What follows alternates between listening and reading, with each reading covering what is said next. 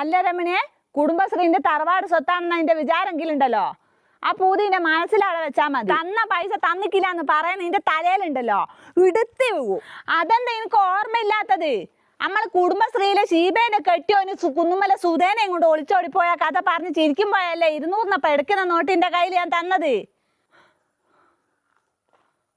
രമണിയെ, തന്നിക്കില്ലാന്ന് ഇങ്ങനെ അച്ചിക്കളത്തരം പറയുന്ന നിന്റെ നാവ് പുയ്ത്ത് പോകുകയുള്ളൂ.